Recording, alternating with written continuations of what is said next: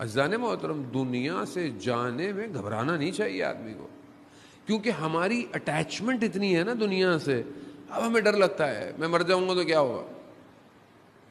ابھی انسان مر جائے گا تو کیا ہوگا؟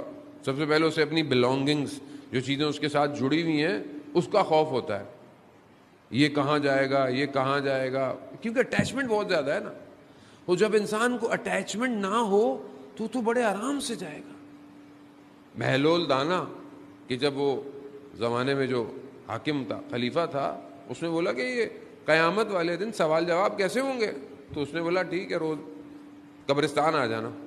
تو اس نے دیکھا قبرستان میں ایک بڑا سا توا، لوہے کا برتن، کوئی چیز تھی جس پر نیچے آگ لگائی ہوئی، اس کو گرم کیا ہوا. سوال جواب کیسے ہوں گے؟ کہا ایسے ہوں گے، میں بتاتا ہوں. اس پر کھڑے ہو جاؤ اور اپنا نام اور جو جو تمہارے پاس ہے وہ بتاؤ. وہاں پہلے تم کھڑے ہو. بہلول دانا گئے، اپنا نام بتایا. دو تو کپڑے تھے، بولا یہ ہیں، واپس آ گئے. اب بادشاہ سلامت کھڑے ہوئے، وہ عالی جناب میں ہی پاؤں چل گیا. نام اتنا بڑا، جیسے ہمارا ہوتا ہے علامہ، حجت الاسلام، مسلمین، اور پتہ نہیں کیا کیا. ہم ناموں میں ہی پھنس گئے ہیں آج کل. تو یہ انسان نام میں اتنا پھنس گیا، وہ نام میں پھنس گیا. وہ تو ابھی وہ بتاتا کہ میں یہ لباس ہیں، یہ کپڑے ہیں، یہ تخت ہے، یہ تاج ہے، یہ ہیرے ہیں.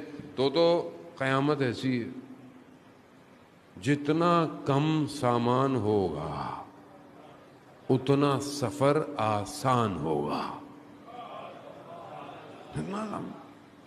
جتنا رکھو گے اتنا جواب دینا ہے. وہ مولا کائنات حضرت علی ابن ابی طالب علیہ السلام،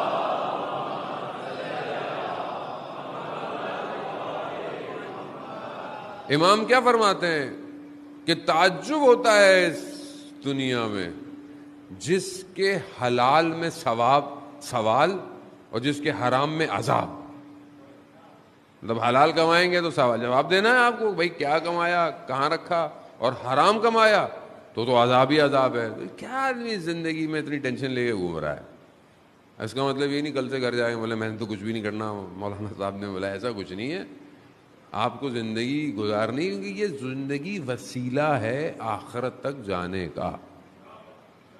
لیکن دل نہیں لگانا، دل نہیں لگائیں. اب جوان تو ماشاءاللہ بیٹھے ہوئے اتنی جلدی دل لگاتے ہیں کہ بس اب کیا کہیں ان جوانوں کو.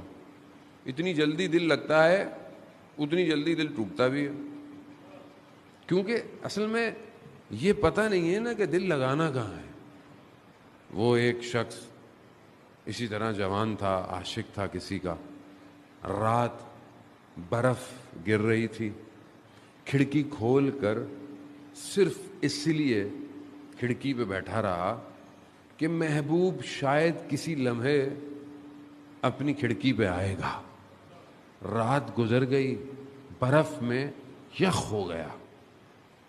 کچھ دیر بعد صبح صادق ہوئی تو مسجد سے آواز آئی.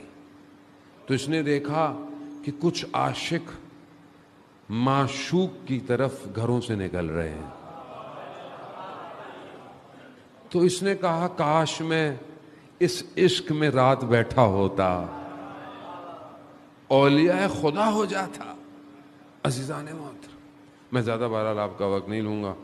عزیزان محترم، بس ایک وہ حضرت موسیٰ علیہ السلام، آپ کو پتہ ہے اللہ کے کتنے پیارے نبی ہیں، کلیم اللہ ہیں.